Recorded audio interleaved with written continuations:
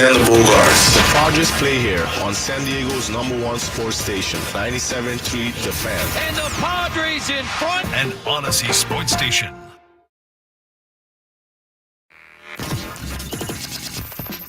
Hold on. What? Our day is not over just yet.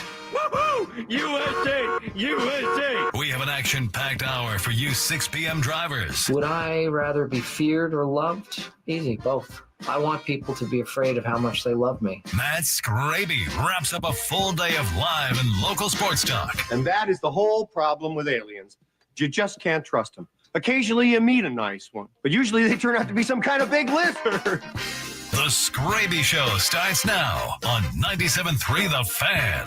Hello and welcome into the Skraby Show for July 14th, 2025. Thank you for listening. You could watch the show if you would like to instead. You can go to the YouTube as they say, and you can search 97.3 The Fan. You can also search, or you can go to youtube.com /@ symbol, the @ symbol, the Skraby Show, SKRAB as in boy, Y, and you can watch it there as well. Also on X, Matt Skraby, and then on Facebook, 97.3 The Fan. So we got all of that out of the way, and we are embarking on the first of 4 Skraby shows this week. So I hope everybody's excited. I know that I'm a little bit nervous because, I got to come up with stuff to talk about for the next 4 days, and Padres aren't there. And last week I was talking about the dog days of summer, and I never actually ended up talking about the dog days of summer, but we are here to the dog days of summer, especially for radio.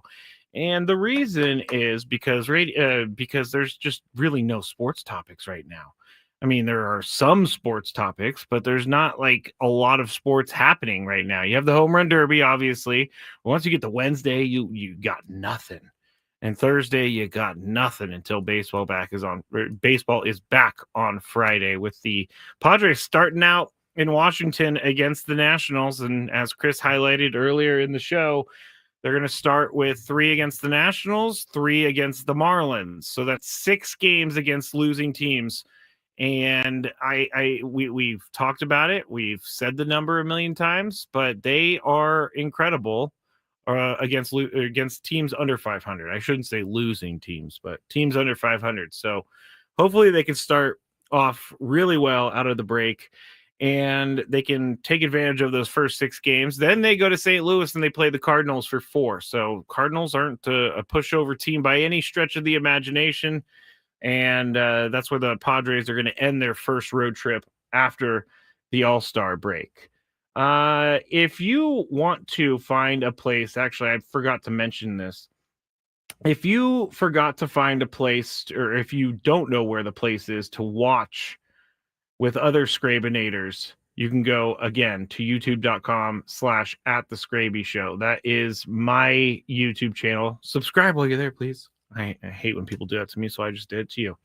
But it is where all the Skrabinators go to chat. So if you're a Skrabinator, come on in and hang out. You can also hang out on the 97.3 The Fan YouTube as well. We're going to talk about a lot of different stuff tonight. We're going to talk about someone that I read earlier today that the Padres are interested in the catcher position. We're also going to talk about some of what Dennis Lin wrote this morning in The Athletic about what he's hearing about the Padres trade deadline. And we're also going to talk a little bit about Major League Baseball and their inability to market their sport well. And the reason I say that, and again, it's not Jacob Mizorowski's fault, but I feel like sometimes Major League Baseball is like, oh, this is going to be the coolest thing ever. And then it's like, everybody's like, what? You did what now? So we'll get into that a little bit as well. And then at the end, I have the daily gripe, and it has to do with something that happened to me over the weekend with kids and e-bikes. And Chula Vista is actually doing something, so I'll tell you about that a little bit later. But Luis is saying on the chat, SDFC. Yeah, SDFC is playing. Here's the thing with SDFC. And when you tune into the Skraby Show, you get honesty. And the thing with SDFC, it's not like we're ignoring it. I've seen people say that we're ignoring it. Gwen and Chris ignores SDFC. It's not true. You'll see that we get a lot more people that are not happy we're talking about SDFC because they want to hear about baseball and they want to hear about the other sports. So when I got into this business, I was told by one of my bosses that you always talk about what the people want to talk about, not what you want to talk about. And SDFC is doing great, and they won over the weekend, and they are completely surprising everyone here in town. At least they're really, really surprising me because they started off doing well.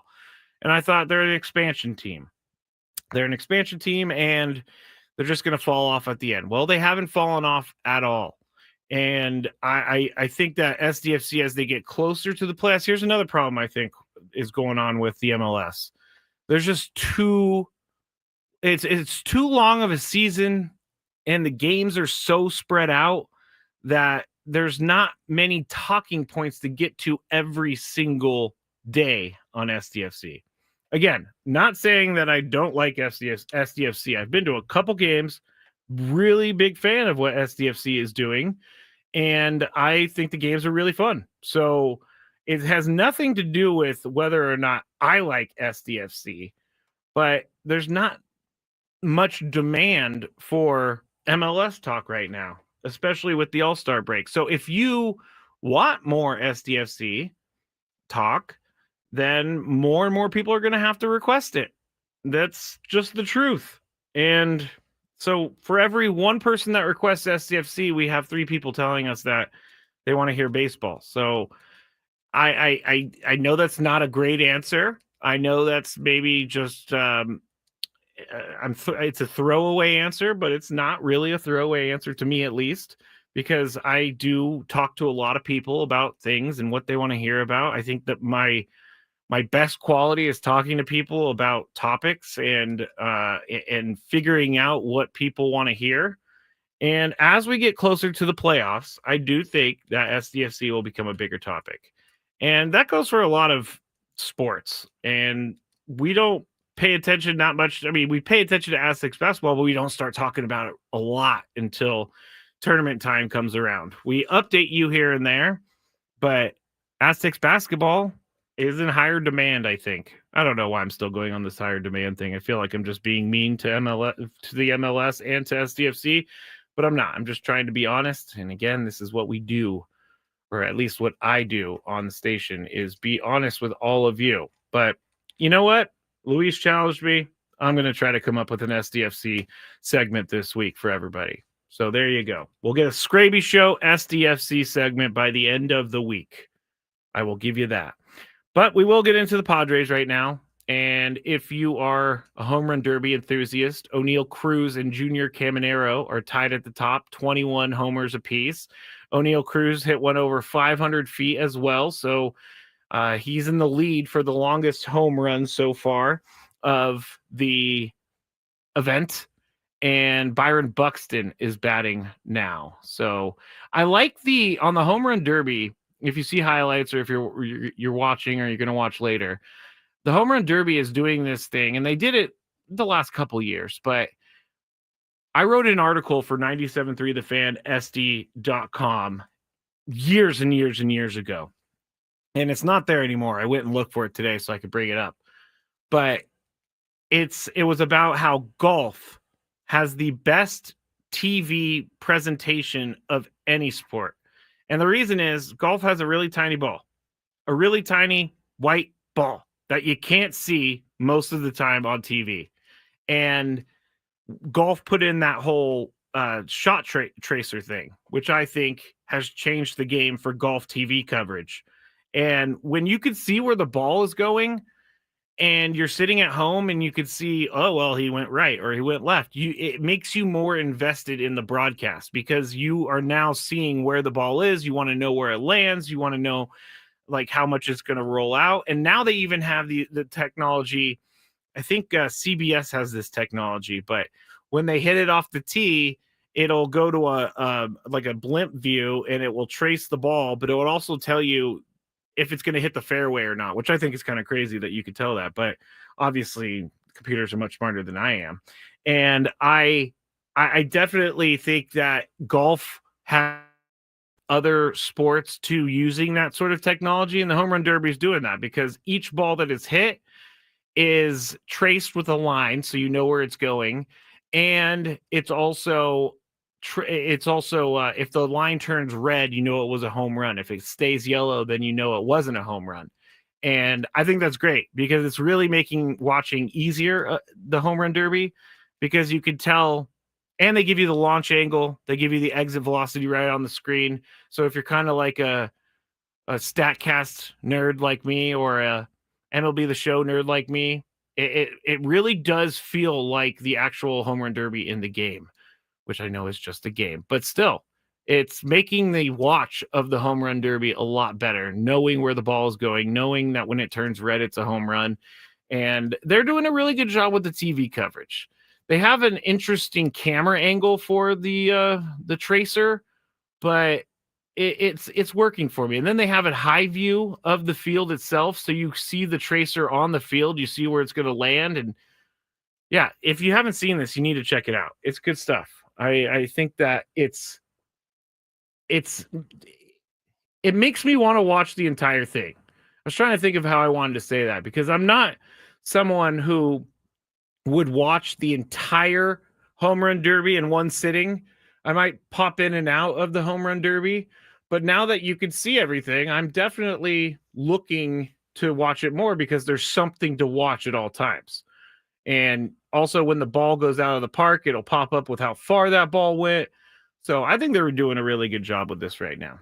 And I appreciate it. But thanks to golf for fixing TV and making it so that it's really easy to watch golf on TV. They do everything first. And it's kind of weird. I'm going off topic now, but hey, it's Monday of the All-Star break. The technology, or at least what it was when I wrote that article, it's Doppler, like Doppler radar. Like it finds the ball, it finds something that's moving fast, and it tracks it. It's technology is crazy. It really is crazy. I sound like I'm 100 years old right now by talking about how great technology is and how crazy it is. But we'll update you on the home run derby as we go along. All right, when we get back, we're going to talk about a catcher that I don't think many people know his name. I didn't know his name, but I did some research, and there is some sort of rumors out there that this guy could be heading to the Padres, and I'll tell you who he is. Also, we'll talk about another trade that is being watched by some of the reporters inside the Padres building. And Dennis Lynn wrote an article about that. So we'll talk about the Padres when we get back here on 97.3 The Fan. Attention, all taco lovers. The Craft Taco, already famous in Sorrento Valley as one of the top places to eat in San Diego 2 years in a row, is now open at its second location at the National History Museum at Balboa Park. Come visit the Craft Taco for lunch or happy hour. See you soon. Wait, you bought a plane ticket to Vegas, right? Of course. But you didn't buy the whole plane? No. Why would I buy a plane I'm only using for 2 hours? Yeah. That's why I went to Hyundai of El Cajon. I got a brand new Tucson with half a car. I'm only paying for the part I actually use. When the term's up, I just renew 3 and do it again. Half a car. Renew 3. Only at Hyundai of El Cajon. $169 per month lease with $61.52 on approved credit. Not all will qualify. Plus tax, title, license, and $150 title and registration processing fee. Limits and incentives to deal with 36-week lease. 15% of MSRP to a second. 10,000 miles per year through retail. Expires August 3rd, 2025. What makes Crystal Geyser Alpine Spring Water different? We always bottle our Alpine Spring Water less than 1.5 miles from the spring source, and all our bottles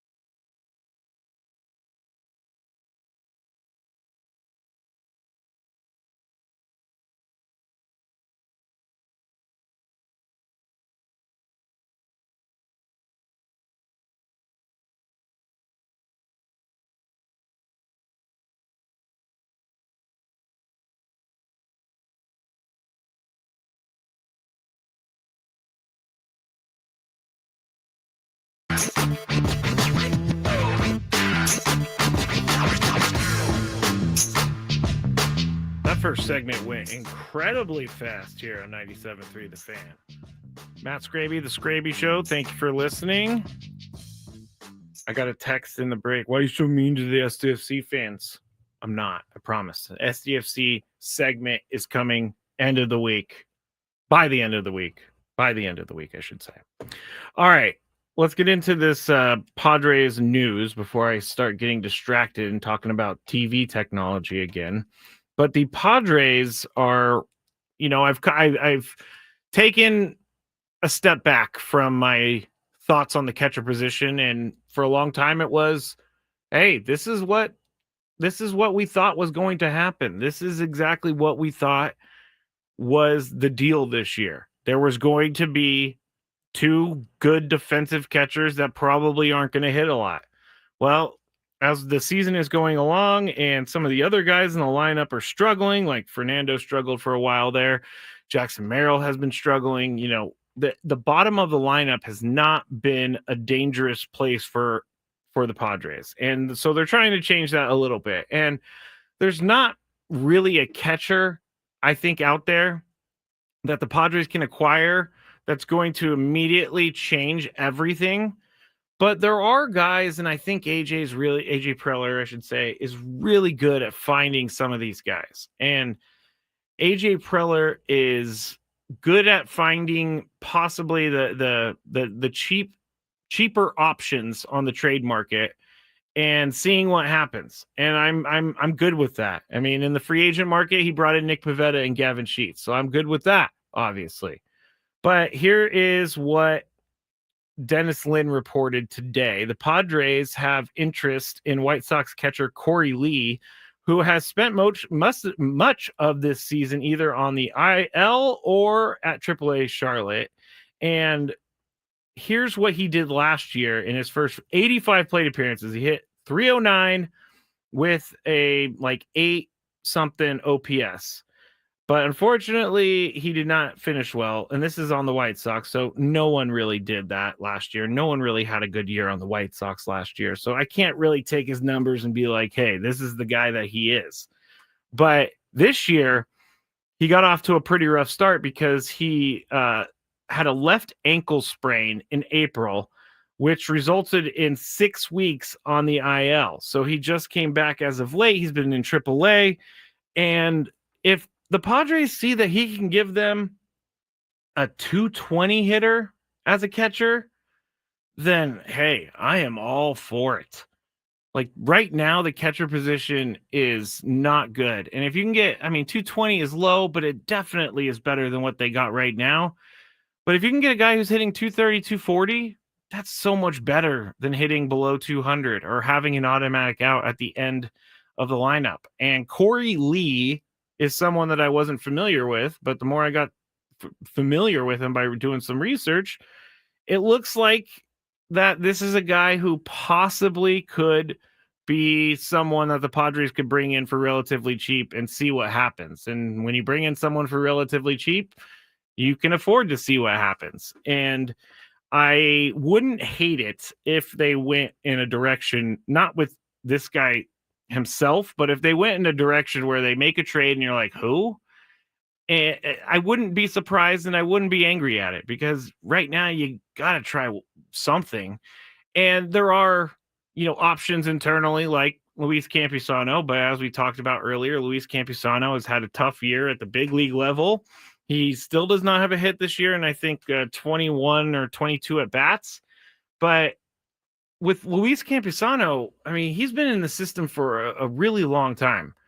And I have to think that if he was better than Diaz and better than Maldonado, then Luis Campusano would be in there.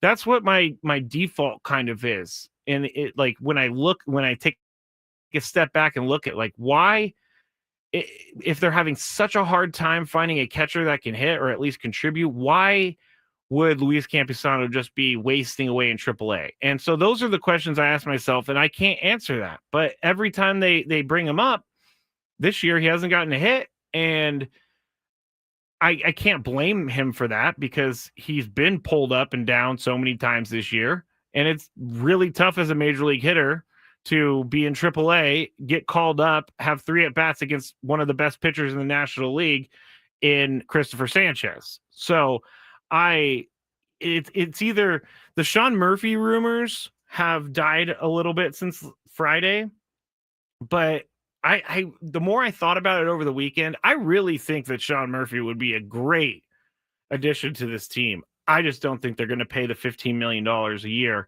that his contract has through 2029. I just don't see it happening. They don't usually spend a ton of money on catcher, and so I don't see that changing now. And if they're going to take on a bigger salary, then they're going to have to salary dump somewhere. So where is that coming from? I can't answer that question either. So I think that if the Padres want to go in the Sean Murphy direction, I think they're going to be changing the team more so than if they went in the direction of a, say, Corey Lee of the White Sox.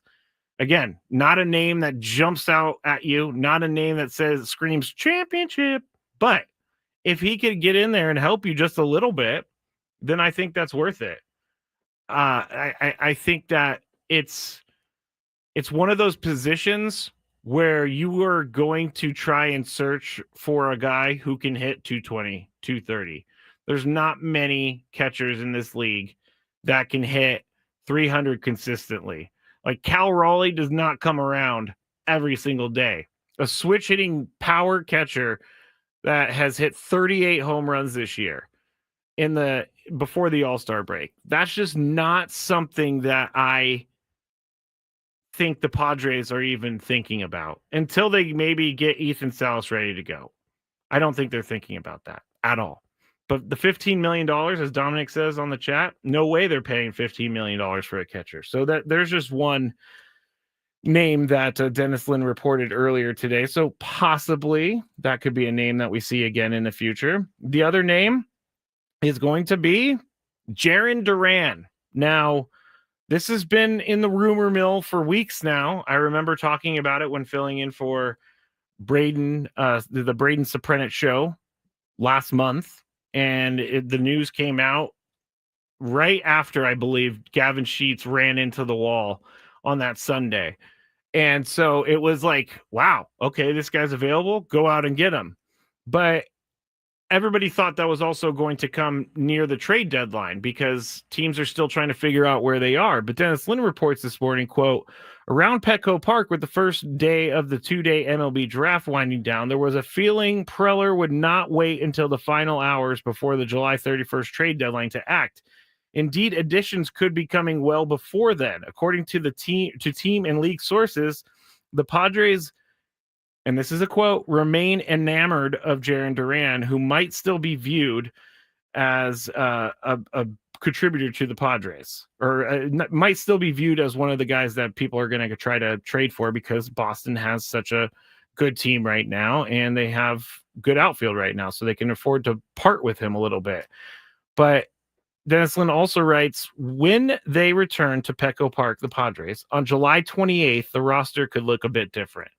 So for us that have been wanting to see AJ Preller show a little bit of urgency, there might be some urgency coming back soon. There might be some urgency being shown soon. Who knows? Who knows with AJ Preller? Like Dylan Cease was traded to the Padres a couple hours before they went to Korea last year. And Luis Arraez was randomly traded in May. So AJ Preller could strike at any time. And I know that AJ Preller will strike at any time. But I don't know. The more I think about the Jarren Duran thing, like he's a good player. I don't like the way that it was phrased. Remain enamored. There are sometimes AJ Preller fixates on certain things and they make a move and it doesn't work out because there was so much focus on that one move. And if Jarren Duran can come in and play some left field and help this team right away, then that is one thing. But we've seen guys come in after a trade and just not be the same player. Adam Frazier jumps out at me a couple years ago when they brought him in after the trade deadline, and he was leading baseball in batting average, and then he wasn't anymore. He just wasn't the same guy. So I don't know how far the Jarren Duran rumors are going to go, but again, if AJ is going to make a deal, you know that it's going to be the best deal possible for the Padres. He's not a guy who goes out there willy-nilly. I mean, Andres Munoz, he kind of was willy-nilly with because traded him in the Austin Nola trade. But for the most part, I don't think that AJ Preller is going to make a move just to make a move. And that right now, left field is not the biggest problem on this team, even though we've talked about it a few times this year. Like, we've talked about how left field was a hole for this team. They need someone, but Gavin Sheets has played some left field pretty well. But then if you take Gavin Sheets out of left field, then you can make him a DH. And then you can leave Trenton Brooks out of the lineup on a day-to-day basis. Trenton Brooks and Jose Iglesias. I think that that would benefit the team if Gavin Sheets was able to be a DH only, because then you know who your DH is each and every day.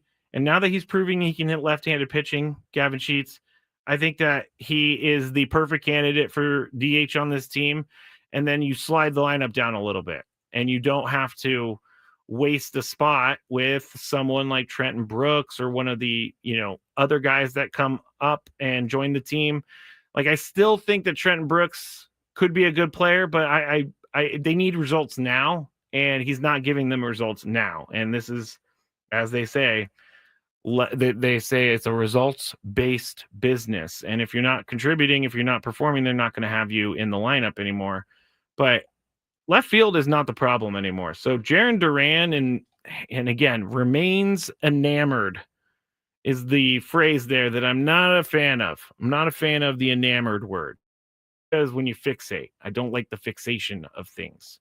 I don't like when you fixate on one player, because then it's like, okay, if we don't get that player, does that mean this trade deadline was a failure? No, it's not a failure, but it tends to make it seem like they're putting all their eggs in one basket, and I'm not a fan of that either. But I trust the Padres. I trust AJ Preller. I trust everybody who's making decisions there, and we'll see what they do going forward. But we're going to have some trades. That is true. Doesn't matter who it is. There will be some trades that are made that are going to try and help the Padres before the trade deadline, July 31st. So that's what, 17 days away right now. There could be a lot of movement in the next 17 days. And the Padres are going to be in it. You know that. Let's see. Steve says, I tend to think Petco matches well with Higgy and his natural. Would love Higgy back. Don't see it happening though.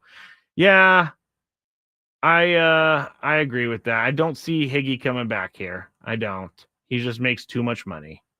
And honestly, outside of his series with the Padres, he has not been great this year. He is not. Junior says, let's unload that Xander contract, AJ. And it's not going to happen. It's not going to happen. No one's going to take that Xander contract on. And if they do, good for them, because I'm sure a lot of people would be happy about that. But Xander's starting to produce. Xander, he put aside what he makes. Xander's starting to help his team, and I hope it continues. I did not think Jazz Chisholm Jr. would be very good at the home run derby. I thought that was a curious choice. I know that he's a good personality. I have nothing wrong with Jazz Chisholm Jr., but he hit 3 home runs. So he's not even close to. Cal Raleigh has 12 home runs. He's actually not a guarantee to make it to the next round. He's got to knock a bunch of home runs out here really soon. He's got 7 seconds left, and he's got 14 home runs. He needs to get to 17. So we'll see if he does that. O'Neal Cruz leading right now with Junior Caminero with 20-run home runs apiece. But Jazz Chisholm Jr., sorry, bro. 3 home runs. That's unfortunate for the home run derby. It's called a home run derby for a reason, everybody. All right. When we get back, I am going to bring up Why MLB is trying so hard to be cool, but they just don't get it. And then we'll have our daily grape to finish the afternoon here on 97.3 The Fan. Ben and Wood.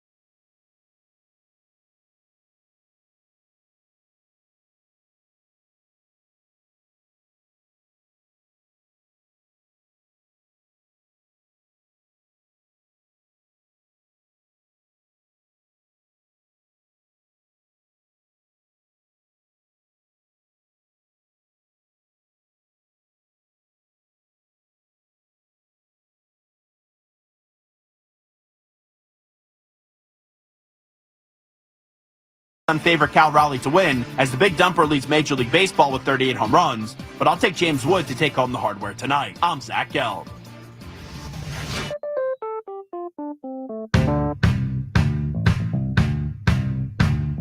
I gotta say, a lot of sports people across the country have taken James Wood to win the home run derby. I mean, I thought that he would hit a lot of home runs. He's a young guy, but I didn't know he was going to win. But a lot of people picked him to win.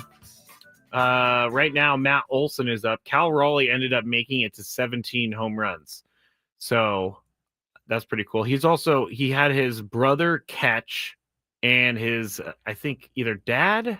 Yeah, his dad pitch, which I think is pretty cool too. So that right now, Matt Olson has 4 home runs and he has 24 pitches left. But yes, Cal Raleigh got to 17, which is where Brent Rooker is at.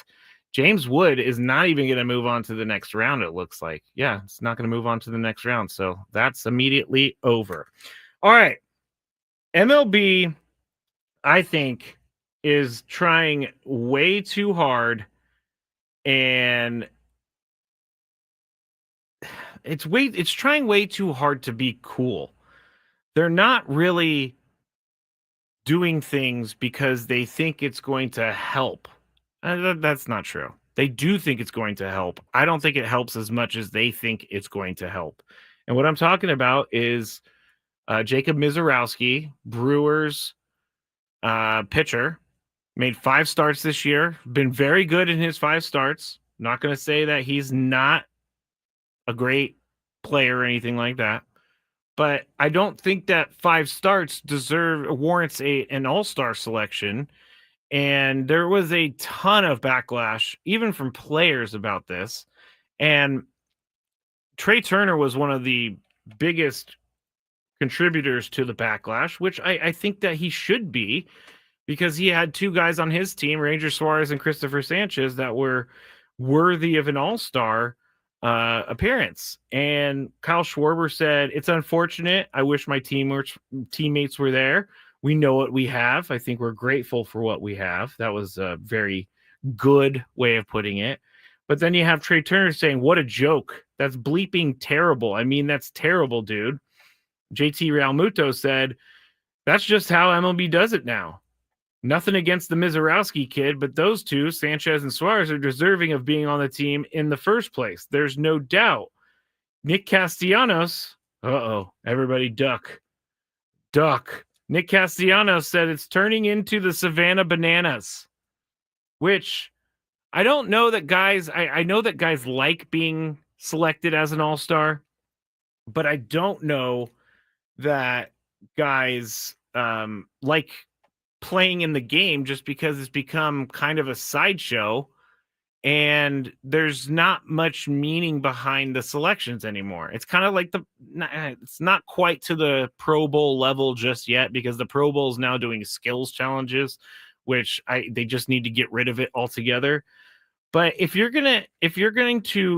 telling me that Jacob Mizorowski is someone who deserves it over another National League player? There's got to be a National League player out there that should be in the All-Star game over Jacob Mizorowski.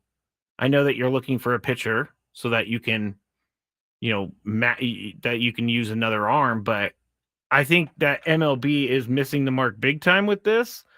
And I think that this totally feels like a Rob Manfred thing. Like Rob Manfred, I say this all the time, but I don't know that Rob Manfred understands his sport at all. Because some of these guys, being an all-star, getting it in their contract that if they make the all-star team, they get $500,000. I'm just throwing it out there. That's a big deal. And Ranger Suarez did turn down his all-star game invitation. Christopher Sanchez apparently wasn't even asked about it.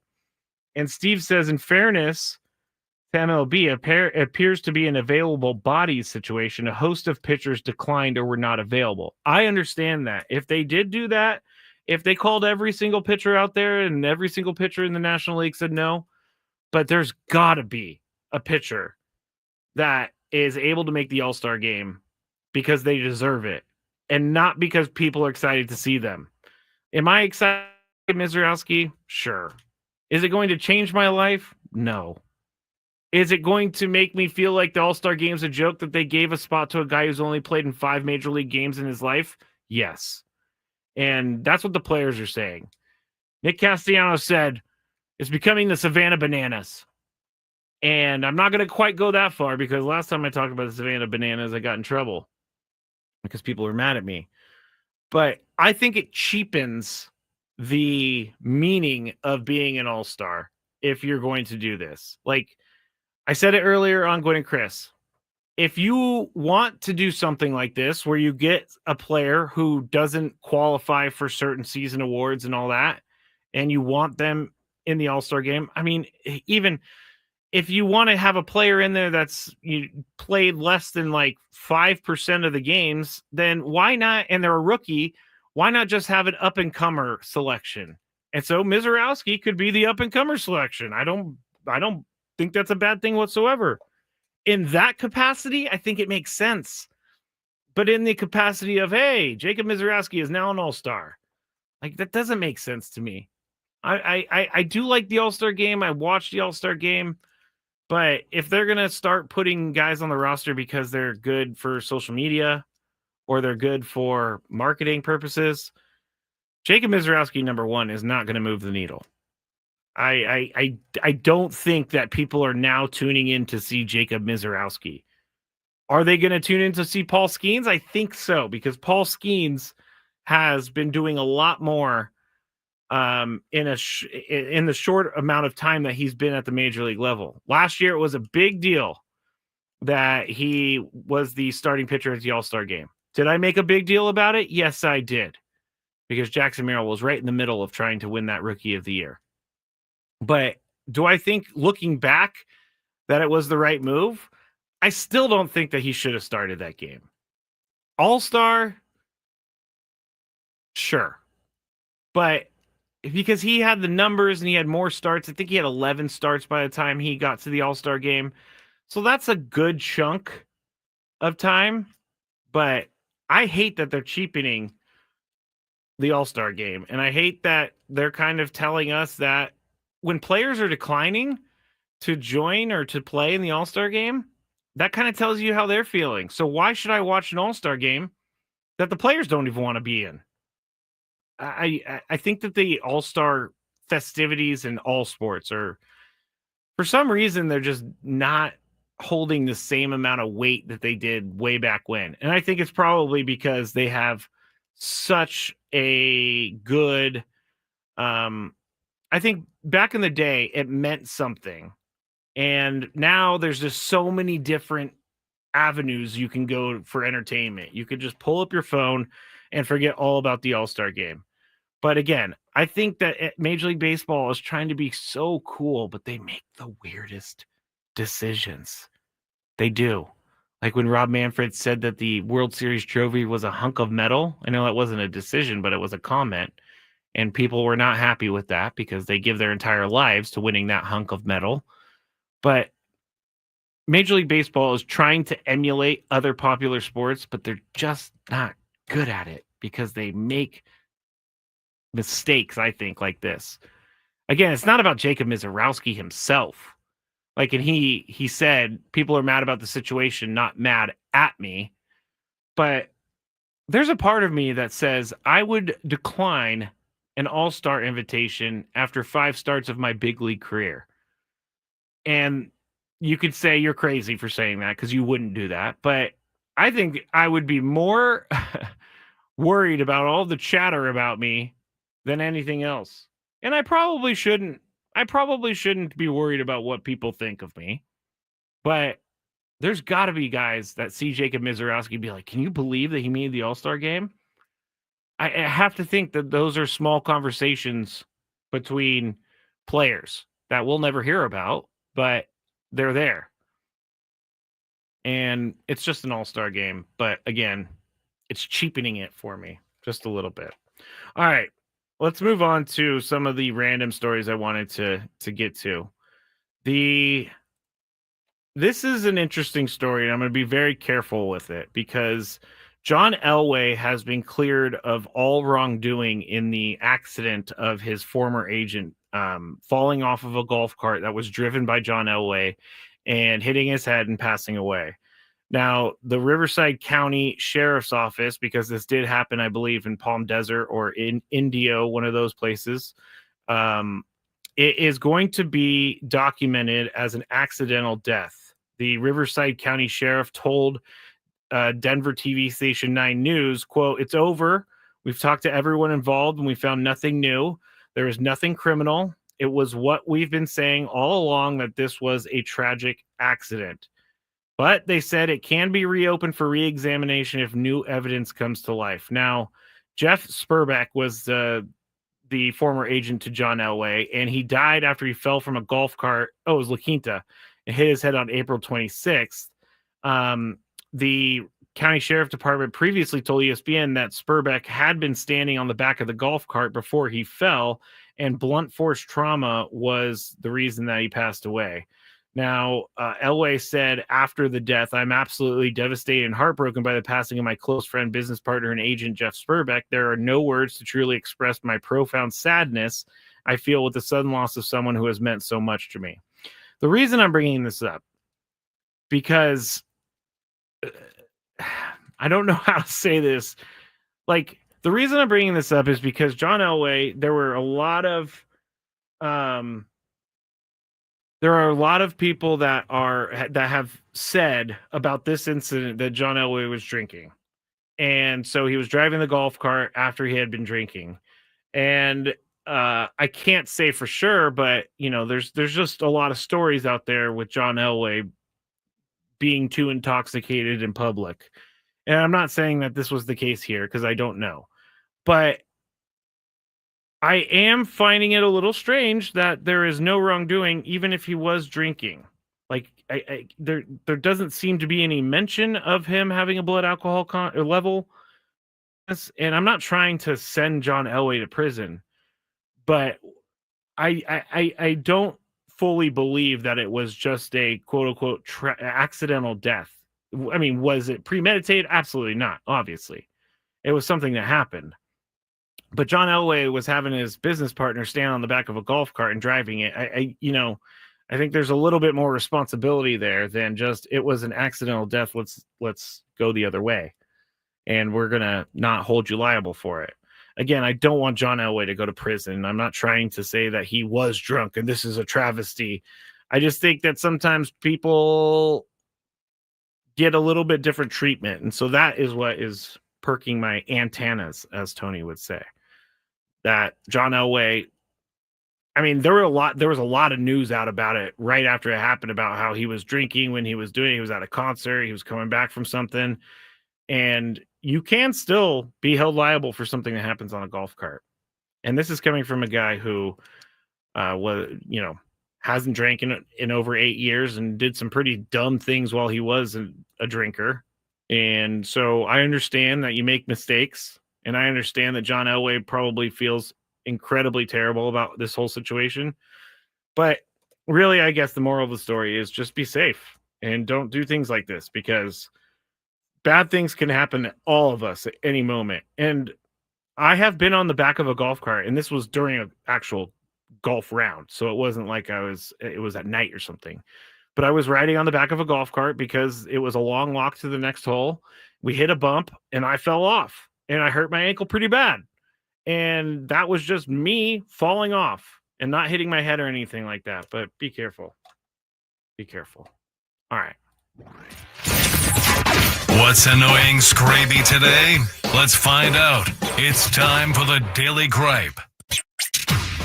All right. Daily Gripe. A couple days ago, I was driving and I was about to go through an intersection when about 10 or 15 e-bike hooligans came just racing through the intersection. And I had to hit my brakes fast so that I didn't hit them. I am tired of the e-bikes. I am tired of the e-bike gangs out there. I'm tired of I'm tired of like almost hitting an e-bike or having to go different routes now because I know there's going to be so many different e-bikes. Chula Vista is doing something about it. They're requiring that kids now they can get tickets for riding in streets, and they're not allowed to ride on a street that's over with a speed limit over 40 miles per hour. They're going to warn people, but there was a guy in this video that said there's no reason an 11-year-old should be riding a bike that goes 35, 40 miles an hour. And I am absolutely with him because people are going to get hurt. And I don't know why the e-bike thing is just getting bigger and bigger, but I don't want to hit an e-bike and then have to go to prison for it. And John Elway driving a golf cart. I shouldn't make that comparison. I don't want to hit an e-bike. It's just not something I'm interested in doing. But it seems like it's getting harder and harder to figure out a way not to hit one of these e-bikes because they're everywhere. Not to mention they don't even stop at the stop signs. The rules of the road are there for a reason. And now I'm just sounding really, really old. So there you go. My gripe, e-bikes. If you have kids who ride e-bikes, make sure they're doing it safely. All right, that's it for me. Back tomorrow with more Gwen and Chris and Skraby Show on 97.3 The Fan. Good night. Born and raised in San Diego.